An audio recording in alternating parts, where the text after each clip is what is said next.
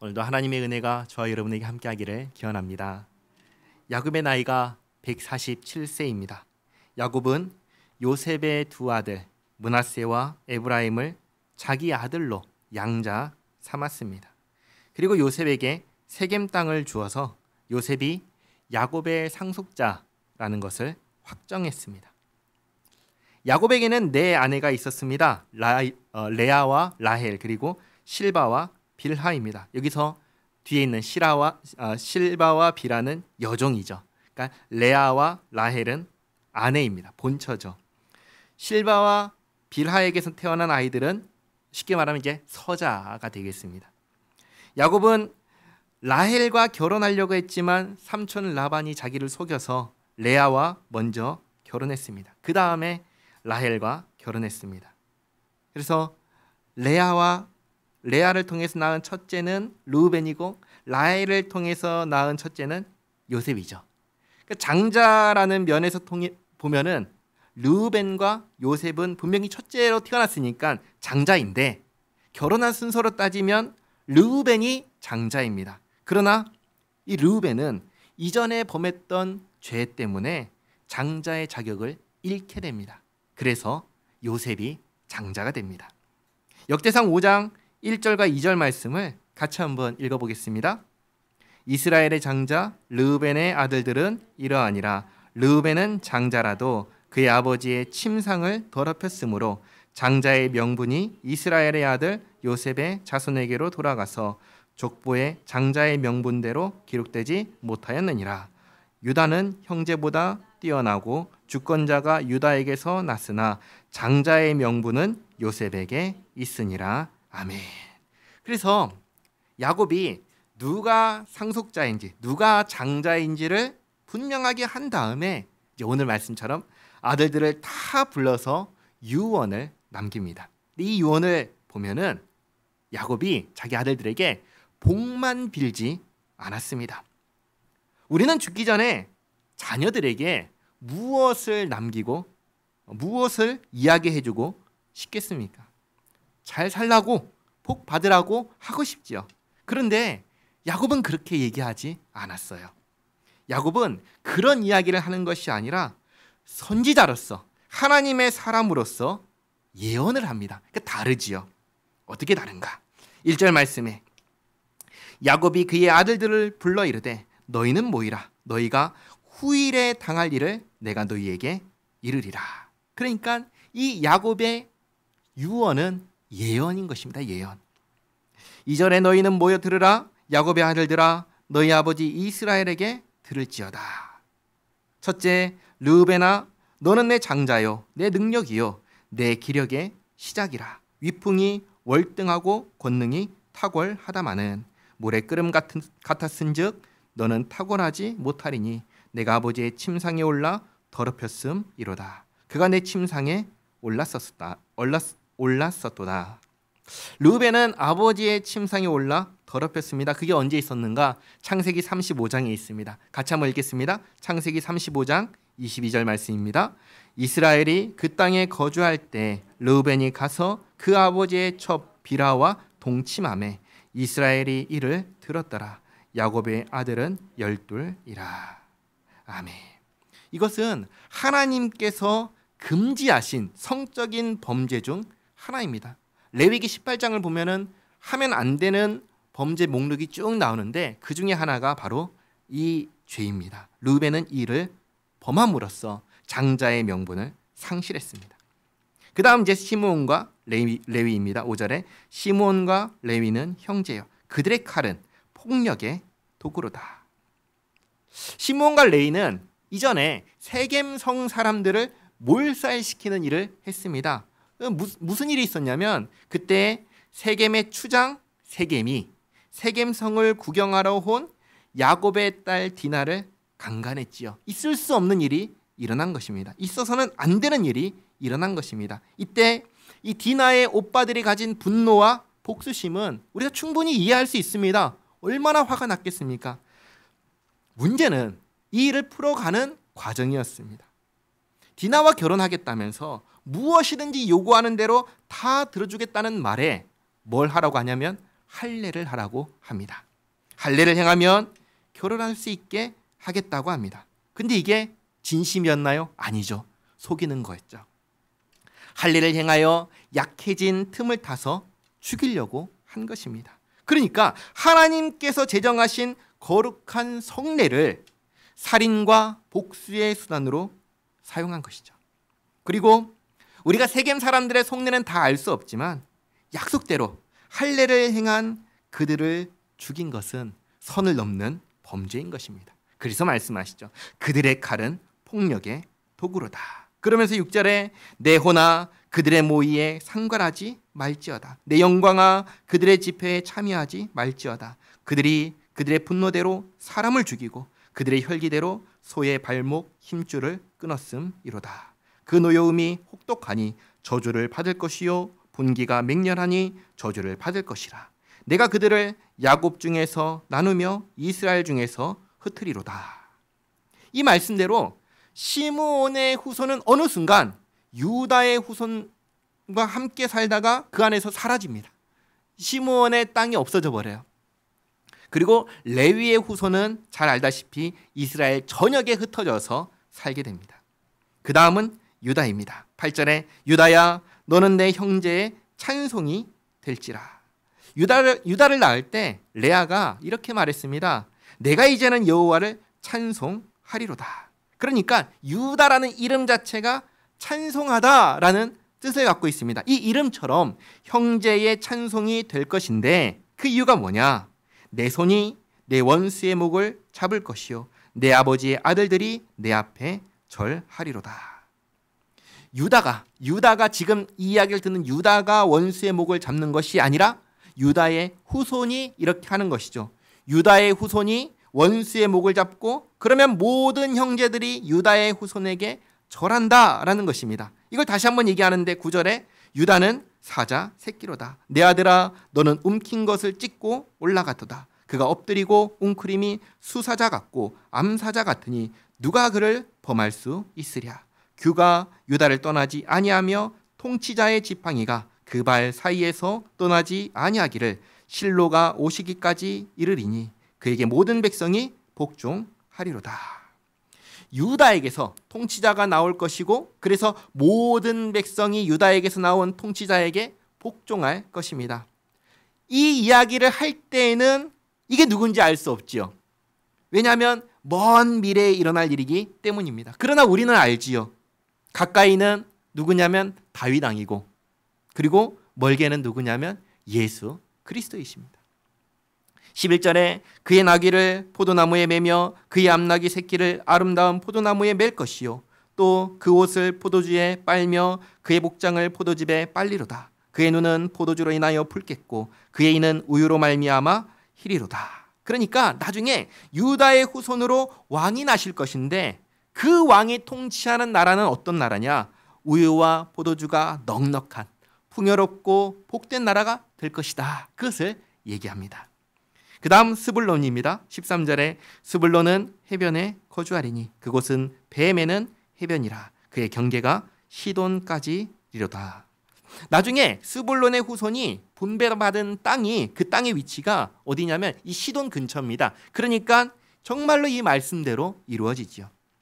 그 다음은 이사갈입니다. 14절에 이사갈은 양의 우리 사이에 꿇어앉은 건장한 나귀로다. 그는 쉴 곳을 보고 좋게 여기며 토지를 보고 아름답게 여기고 어깨를 내려 짐을 메고 앞지 아래에서 섬기리로다. 이사갈의 후손은 자기에게 주어진 현실을 만족하고 감사하며 묵묵하게 섬기는 후손이 될 거다. 그렇게 얘기합니다. 그 다음은 단입니다. 16절 단은 이스라엘의 한 지파같이 그의 백성을 심판하리로다. 단은 길섭의 뱀이요 샛길의 독사로다. 말굽을 물어서 그 탄자를 뒤로 떨어지게 하리로다. 이거 잘 보시면 시므온과 레위처럼 단에 대해서도 좋은 이야기를 하지 않습니다. 단을 무엇처럼 묘사하냐면 뱀과 독사처럼 묘사합니다. 그리고 18절에 여호와여 나는 주의 구원을 기다리나이다. 이 뭐냐면 단의 후손에 의해서 고통받는 사람이 있기에 주께서 그들을 구원하시기를 바라는 것이죠. 실제로 이후의 사사기를 보면 단의 후손에 의해서 평안하게 살던 라이스 사람들이 멸망을 해버립니다. 그래서 결국 나중에 보면은 요한계시록을 보면은 야곱의 12 아들 중에서 제외되는 후손이 하나 있는데 그게 바로 이 단 후손입니다. 뒷장을 보시면 제가 12지파를 이렇게 비교해서 보여드렸을 것입니다. 야곱의 12 아들, 그리고 여호수아 땅을 분배할 때, 그 다음에 에스겔의 환상 속에서 12지파의 모습, 그리고 요한계시록의 환상. 근데 여기 색깔이 다른 게 3개 지파가 있을 거예요. 레위, 단, 요셉인데 요셉 대신에 에브라임과 므낫세가 들어갔고 레위는 하나님께서 기업이 되셔서 빠졌습니다. 그런데 단은 쭉 가다가 단 지파가 없어져 버리죠. 그러니까 시므온과 레위도 하나님께서 흩으신다고 말씀하셨지만 여전히 그 지파 안에 포함되지만 단은 그렇지 않다는 것을 발견하게 됩니다. 다시 돌아와서 다음은 갓, 아셀, 납달리입니다. 19절에 갓은 군대의 추격을 받으나 도리어 그 뒤를 추격하리로다. 갓은 지지 않는 군대를 이룰 것이고 20절 아셀에게서 나는 먹을 것은 기름진 것이라 그가 왕의 수라상을 차리리로다. 아셀은 산업이 풍요로울 것이고 21절에 납달리는 노인 암사슴이라 아름다운 소리를 바라는도다. 납달리는 좋은 소식을 전할 것입니다. 그리고 이제 요셉인데요. 22절에 요셉은 무성한 가지 곧 샘 곁에 무성한 가지라. 그 가지가 담을 넘었도다. 활 쏘는 자가 그를 학대하며 적개심을 가지고 그를 쏘았으나 요셉의 활은 도리어 굳세며 그의 팔은 힘이 있으니 이는 야곱의 전능자 이스라엘의 반석인 목자의 손을 힘입음이라. 대적자가 야곱의 후손을 대적하려 해도 하나님께서 지켜주실 것이다. 그리고 25절에 내 아버지 하나님께로 말미암아 그가 너를 도우실 것이요 전능자로 말미암나니 그가 내게 복을 주실 것이라. 위로 하늘의 복과 아래로 깊은 샘의 복과 젖먹이는 복과 태의 복이리로다. 내 아버지의 축복이 내 선조의 축복보다 나아서 영원한 산이 한없음 같이 이 축복이 요셉의 머리로 돌아오며 그 형제 중 뛰어난 자의 정수리로 돌아오리로다. 하나님께서 지켜주시고 보호하시고 또 복을 주실 것이다. 그렇게 얘기를 합니다. 마지막으로 베냐민입니다. 베냐민은 물어뜯는 일이라 아침에는 빼앗은 것을 먹고 저녁에는 움킨 것을 나누리로다. 의외로 베냐민은 사랑하는 아내가 낳은 둘째 아들인데 별로 좋은 얘기를 하지 않아요. 아침에는 빼앗은 것을 먹고 저녁에도 빼앗은 것을 나눕니다. 그러니까 성실하게 수고하고 애쓴 결과를 먹는 것이 아니라 빼앗은 것을 먹고 나누는 것이죠. 그래서 이렇게 쭉 보면은 유다와 요셉 그리고 스불론, 이사갈, 갓, 아셀, 납달리에게는 좋은 예언을 남겼습니다. 반면 르우벤, 시므온, 레위, 단, 베냐민에게는 별로 좋지 않은 이야기를 남겼습니다. 이 예언을 보면은 지금 당장 야곱의 아들들에게서 이루어지는 것이 아니라 그의 후손들에게서 이루어질 일입니다.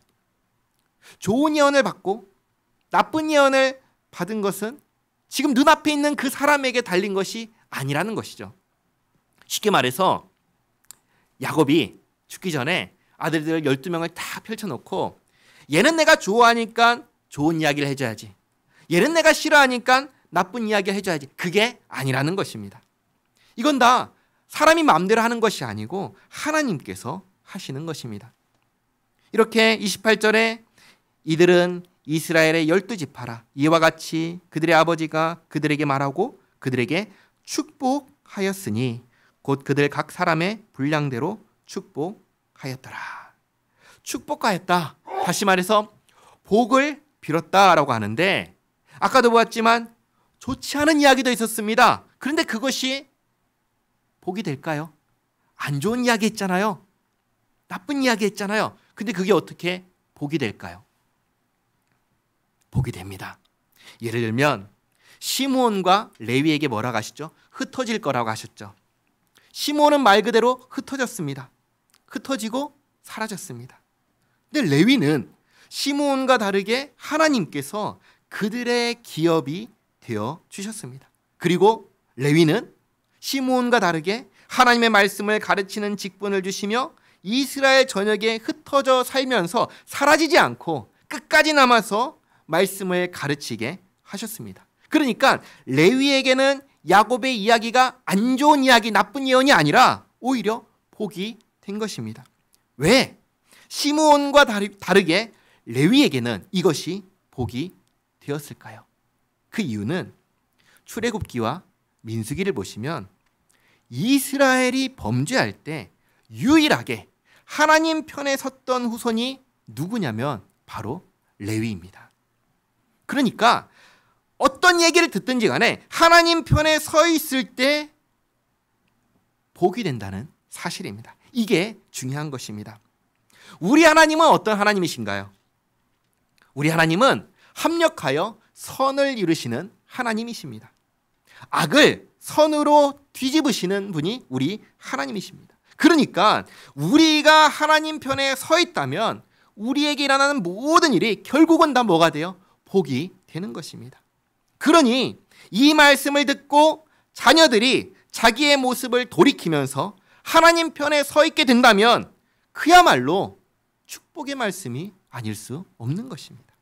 그래서 축복했다라고 얘기를 하는 것이죠. 이렇게 축복한 후에 29절에 그가 그들에게 명하여 이르되 내가 내 조상들에게로 돌아가리니 나를 햇사람 에브론의 밭에 있는 굴에 우리 선조와 함께 장사하라. 이 굴은 가나안 땅 마므레 앞 막벨라 밭에 있는 것이라. 아브라함이 햇사람 에브론에게서 밭과 함께 사서 그의 매장지를 삼았으므로 아브라함과 그의 아내 사라가 거기 장사되었고 이삭과 그의 아내 리브가도 거기 장사되었으며 나도 레아를 그곳에 장사하였노라. 이 밭과 거기 있는 굴은 햇사람에게서 산 것이니라. 야곱이 아들에게 명하기를 마치고 그 발을 침상에 모으고 숨을 거두니 그의 백성에게로 돌아갔더라. 야곱이 마지막으로 자신을 조상의 무덤에 장사라고 합니다. 그리고 죽습니다. 지난주에도 말씀드렸지만 예수님을 믿는 사람이나 믿지 않는 사람이나 이 땅에서의 마지막은 똑같습니다. 나이를 먹는 것과 병드는 것과 죽는 것은 누구도 피할 수 없는 것입니다. 그러나 예수님을 믿는 사람과 믿지 않는 사람의 차이는 그 다음에 있습니다. 죽음 이후에 하나님께서 준비하신 낙원에 가느냐 아니면 지옥에 가느냐 그 차이가 있습니다. 야곱은 죽어서 그의 백성에게로 그의 백성이 있는 곳으로 거기가 어디예요? 하나님께서 준비하신 낙원이지요. 하나님께서 준비하신 낙원으로 돌아갔습니다. 50장 1절 요셉이 그의 아버지 얼굴에 굽으려 울며 입 맞추고 이렇게 아버지가 돌아가셨을 때 비록 천국에 가셨지만 이 땅에서 다시 볼 수 없잖아요. 그러니까 슬피 우는 것이 당연한 것입니다. 어떤 사람들은 천국에서 다시 만날 건데 왜 우냐? 울면 안 된다. 그런 식으로 말을 하는데 그렇지 않습니다. 요셉도 울었어요. 이별을 슬퍼하고 헤어짐을 아쉬워하고 또 이렇게 돌아가셨을 때 슬퍼하며 우는 것은 지극히 정상적인 것입니다. 굽으려 울고 입 맞추고 이전에 그 수종들은 의원에게 명하여 아버지의 몸을 향으로 처리하게 하매 의원이 이스라엘에게 그대로 하되 40일이 걸렸으니 향으로 처리하는데 되는 이 날수가 걸림이며 애굽 사람들은 70일 동안 그를 위하여 곡하였더라. 오늘날 장례는 보통 3일, 길면 5일 이렇게 하는데 야곱의 장례는 향으로 처리하는 데만 40일이 걸렸고 그리고 애굽 사람들이 70일 동안 곡하며 장례를 치렀습니다. 그만큼 애굽 온 나라가 극진히 대우하며 성대한 장례를 치렀다는 것을 알 수 있습니다. 야곱의 장례가 이렇게 귀한 대우를 받을 수 있었던 이유는 무엇일까요? 바로 요셉 덕분입니다. 여기서 우리는 한 가지 소중한 사실을 알 수 있습니다. 부모에 의해서 자녀가 복을 받는 경우가 있습니다. 하지만 거꾸로 자녀에 의해서 부모가 복을 받는 경우도 있습니다. 바로 요셉이 그렇습니다. 요셉처럼 하나님 편에 서서 하나님을 의지하고 하나님 의탁하고 성실하게 살아가면 하나님께서 반드시 그 삶을 선으로 복으로 인도해 주신다는 것을 우리가 이 말씀을 통해서 알 수 있는 것이죠. 4절에 곡하는 기간이 지남에 요셉이 바로의 궁에 말하여 이르되 내가 너희에게 은혜를 입었으면 원하건대 바로의 귀에 아뢰기를 우리 아버지가 나로 맹세하게 하여 이르되 내가 죽거든 가나안 땅에 내가 파놓은 묘실에 나를 장사하라 하였나니 나로 올라가서 아버지를 장사하게 하소서 내가 다시 오리이다 하라 하였더니 바로가 이르되 그가 내게 시킨 대로 시킨 맹세대로 올라가서 내 아버지를 장사하라. 요셉이 바로에게 아버지 야곱을 가나안 땅에 장사할 수 있도록 허락을 구합니다. 그러자 바로가 바로 허락합니다. 그런데 이 허락이 결코 쉬운 허락이 아닙니다. 애굽에서 하는 장래인가요? 아니에요. 애굽에서 하는 장래가 아니에요. 애굽을 벗어나서 다른 지역으로 가는 것입니다. 게다가 가까운 거리인가요? 그렇지도 않아요. 먼 거리입니다. 게다가 7절 말씀 보시면 요셉이 자기 아버지를 장사하러 올라가니 바로의 모든 신하와 바로 궁의 원로들과 애굽 땅의 모든 원로와 요셉의 온 집과 그의 형제들과 그의 아버지의 집이 그와 함께 올라가고 그들의 어린 아이들과 양떼와 소떼만 고센 땅에 남겼으며 병거와 기병이 요셉을 따라 올라가니 그때가 심히 컸더라. 여기 보시면 왕, 애굽의 왕 바로를 제외하고 중요한 지위에 있는 사람들이 다 따라갔습니다. 그러면 이 기간 동안은 모든 정치와 행정이 원활하게 돌아갈까요? 마비가 될까요? 마비가 되는 것이죠. 다 중단이 되는 것입니다. 나라가 굉장히 위험해지는 상황인데 그것을 다 감수하고 허락한 거예요. 무엇을 의미할까요? 그만큼 바로가 요셉을 소중하게 생각했다라는 것을 알 수 있는 것이죠. 10절에 그들이 요단강 건너편 아닷 타작마당에 이르러 거기서 크게 울고 애통하며 요셉이 아버지를 위하여 7일 동안 애곡하였더니 그 땅 거민 가나안 백성들이 아닷 마당에 애통을 보고 이르되 이는 애굽 사람의 큰 애통이라 하였으므로 그 땅 이름을 아벨 미스라임이라 하였으니 곧 요단강 건너편이더라. 야곱의 아들들이 아버지가 그들에게 명령한 대로 그를 위해 따라 행하여 그를 가나안 땅으로 메어다가 마므레 앞 막벨라밭 굴에 장사하였으니 이는 아브라함이 해쪽 속 에브론에게 밭과 함께 사서 매장지를 삼은 곳이더라. 요셉이 아버지를 장사한 후에 자기 형제와 호상꾼과 함께 애굽으로 돌아왔더라. 이렇게 이제 장례를 마치고 돌아옵니다. 이제 마지막 이야기가 있죠. 15절에 요셉의 형제들이 그들의 아버지가 죽었음을 보고 말하되 요셉이 혹시 우리를 미워하여 우리가 그에게 행한 모든 악을 다 갚지나 아니할까 하고 아버지가 돌아가시자 요셉의 형제들은 요셉이 과거에 자기들이 했던 일에 대하여 복수할까 봐 두려워합니다. 죄를 범하면 이 죄의식이 얼마나 오래 가는지를 우리가 알 수 있죠. 요셉이 언제 형들에 의해서 죽을 뻔하다가 노예로 팔렸죠? 17살쯤입니다. 그리고 지금 아버지 야곱이 죽었을 때 요셉의 나이는 몇 살이냐면 46살입니다. 그 몇 년의 차이가 나요? 17에서 46이면 47이라고 하죠. 몇 년 차이죠? 30년 차이입니다. 30년. 30년 동안 죄의식을 가지고 두려워하며 산다. 이런 걸 보면은 정말로 죄를 짓지 말아야겠다라는 생각이 듭니다. 요셉의 형들이 요셉에게 직접 가서 말을 못하고 사람을 통해서 보내서 전달합니다. 16절에 요셉에게 말을 전하여 이르되 형들이 요셉에게 다른 사람을 통해서 말을 전하는 거죠. 무슨 말을 전하냐면 당신의 아버지가 돌아가시기 전에 명령하여 이르시기를 너희는 이같이 요셉에게 이르라 내 형들이 내게 악을 행하였을지라도 이제 바라건대 그들의 허물과 죄를 용서하라 하셨나니 당신 아버지의 하나님의 종들인 우리 죄를 이제 용서하소서 하매 요셉이 그들이 그에게 하는 말을 들을 때 울었더라. 요셉은 사실 이미 이들을 용서했습니다. 베냐민을 대신하여 내가 종이 되겠다라고 했을 때 이미 용서했습니다. 그 얘기를 듣고 내가 요셉입니다 라는 것을 밝혔을 때 이미 용서했습니다. 그래서 그때에도 하나님께서 구원하시려고 나를 여기에 보내신 것이니 근심하지 마옵소서, 두려워하지 마옵소서 라고 얘기를 했던 것입니다. 그러나 그 말을 했음에도 불구하고 여전히 형들이 두려워합니다. 여전히 죄의식 가운데 있습니다.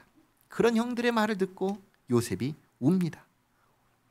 그러자 18절에 그 형들이 또 친히 와서, 이번에는 형들이 직접 오죠. 직접 와서 말합니다. 요셉 앞에 엎드려 이르되 우리는 당신의 종들이니이다. 요셉이 그들에게 이르되 두려워하지 마소서, 내가 하나님을 대신하리이까. 당신들은 나를 해하려 하였으나 하나님은 그것을 선으로 바꾸사 오늘과 같이 많은 백성의 생명을 구원하게 하시려 하셨나니. 요셉의 형들은 분명히 범죄했습니다. 그러나 하나님께서는 그것을 뒤집으셔서 악을 선으로 바꾸셨습니다. 우리 하나님은 하나님의 백성에게 닥친 악을, 고난을, 어려움을 선으로 바꾸십니다. 우리 하나님은 선을 이루시는 하나님이십니다. 하나님께서 당신들의 범죄를 선으로 바꾸어 오늘과 같이 많은 백성의 생명을 구원하게 하셨으니 당신들은 두려워하지 마소서, 내가 당신들과 당신들의 자녀를 기르리이다 하고 그들을 간곡한 말로 위로하였더라. 요셉은 장자로서 걱정하지 말라 하고 내가 당신들과 당신들의 자녀들을 다 돌보겠다, 장자로서 그렇게 말을 합니다. 그러나 우리가 기억해야 되는 것이 한 가지 있습니다. 요셉은 형들을 다 용서했습니다. 그러나 그런다고 그 죄가 사라지는 것은 아니라는 사실입니다. 요셉이 하나님을 대신할 수 있나요? 아니요. 요셉 자신도 말했지만 요셉은 하나님을 대신할 수 없습니다. 모든 죄는 결국 하나님 앞에 결산할 날이 옵니다. 그날이 오기 전에 우리는 죄 문제를 해결해야 합니다. 어떻게 죄 문제를 해결할 수 있을까요? 사도 베드로는 이렇게 말했습니다. 사도행전 2장 38절 말씀 같이 읽겠습니다. 베드로가 이르되 너희가 회개하여 각각 예수 그리스도의 이름으로 세례를 받고 죄 사함을 받으라. 그리하면 성령의 선물을 받으리니 아멘. 그리고 사도 요한도 이렇게 말했습니다. 요한일서 1장 9절 말씀 같이 읽겠습니다. 만일 우리가 우리 죄를 자백하면 그는 미쁘시고 의로우사 우리 죄를 사하시며 우리를 모든 불의에서 깨끗하게 하실 것이요 아멘. 죄는 죄를 범한 사람과도, 피해를 입은 사람과도 풀어야지만 하나님께도 자백하고 회개해야 하는 것이 죄 문제입니다. 이것을 잊지 마시기 바랍니다. 22절에 요셉이 그의 아버지의 가족과 함께 애굽에 거주하여 110세를 살며, 야곱의 아버지 야곱이 죽었을 때 나이가 46세, 요셉의 나이 46세였습니다. 이때로부터 대략 64년을 더 살았습니다. 이렇게 살면서 23절에 에브라임의 자손 3대를 보았으며 므낫세의 아들 마길의 아들들도 요셉의 스라에서 양육되었더라. 그리고 이제 요셉이 마지막으로 유언을 남깁니다. 요셉이 그의 형제들에게 이르되 나는 죽을 것이나 하나님이 당신들을 돌보시고 당신들을 이 땅에서 인도하여 내사 아브라함과 이삭과 야곱에게 맹세하신 땅에 이르게 하시리라 하고, 요셉이 또 이스라엘 자손에게 맹세시켜 이르기를 하나님이 반드시 당신들을 돌보시리니 당신들은 여기서 내 해골을 메고 올라가겠다 하라 하였더라. 요셉이 110세의 죽음에 그들이 그의 몸에 향재료를 넣고 애굽에서 입관하였더라. 아멘. 애굽에 입관한 이유는 야곱과 달리 요셉을 장사할 자손 중에 요셉처럼 바로에게 인정받고 총애를 받는 사람이 없었기 때문입니다. 야곱은 요셉이 있었기에 자기 가나안 땅에 자기 조상의 묘에 장사될 수 있었지만 요셉은 없지요. 요셉은 할 수 없어서 애굽에 입간합니다. 그러나 요셉의 마지막도 아버지 야곱과 같이 하나님께서 자손과 땅과 복에 대해서 약속하신 것을 지키실 것을 믿으며 하나님의 때 하나님께서 약속의 땅으로 가게 하실 그때에 내 뼈도 가져가라, 그렇게 이야기합니다. 이렇게 모든 믿음의 조상들은 주님께서 약속을 이루실 그날을 바라고 소망하며 살다가 갔습니다. 오늘까지 창세기를 읽었습니다. 창조와 타락, 그리고 구원에 대한 약속, 타락한 인류에 대한 홍수의 심판, 홍수 심판, 노아의 방주에 탄 8명으로 새롭게 시작한 인류, 그럼에도 또다시 타락하는 인류와 그 가운데 아브라함을 부르시고 후손과 땅과 복을 하나님께서 약속하셨습니다. 사실 이 약속은 하나님 나라에 대한 약속입니다. 이 약속을 받은 아브라함과 이삭과 야곱, 그리고 요셉을 통해서 애굽에 들어와 살게 되는 데까지 보았습니다. 여기 살면서 하나님 나라를 만들어가는 첫 번째 과정, 무엇이냐면 백성을 만드는 과정이 이 기간 동안에 이루어지는 것이죠. 그래서 다음 주에 이어서 출애굽기를 같이 보도록 하겠습니다. 기도하겠습니다. 좋으신 하나님, 아름다운 세상을 창조하시고 모든 것을 사람에게 맡기시며 다스리며 살게 하신 하나님, 하나님의 선하신 뜻을 금지하신 열매를 먹음으로 거스르고 죄와 사망을 이 땅에 들어오게 하였습니다. 법대로 하자면 그 즉시 멸망하는 것이 마땅한데 한 명이라도 더 구원하고자 참고 기다리시며 회개하고 돌아오게 하셨습니다. 아브라함에게 약속하신 후손과 땅과 복을 이삭과 야곱에게 이어받게 하시고 또 약속하신 것을 하나씩 이루셔서 우리 하나님은 신실하신 하나님, 약속을 지키시는 하나님이신 것을 알게 하시고 사람이 범한 죄악을 선으로 바꾸사 구원을 이루시는 하나님의 놀라우신 역사를 알게 하시니 감사합니다. 야곱의 축복 가운데 얼핏 보면 좋지 않아 보이는 예언도 하나님 편에 서 있으면 그것조차 복이 되게 하시는 하나님, 우리가 늘 하나님 편에 서서 살게 붙잡아 주시옵소서. 또 죄를 범하면 그것이 평생을 괴롭게 한다는 사실을 요셉의 형제들을 보며 깨닫습니다. 죄를 범하지 않도록 지켜 주시옵고 죄를 범하면 하나님께 자백하고 회개하며 죄를 멀리하게 도와 주시옵소서.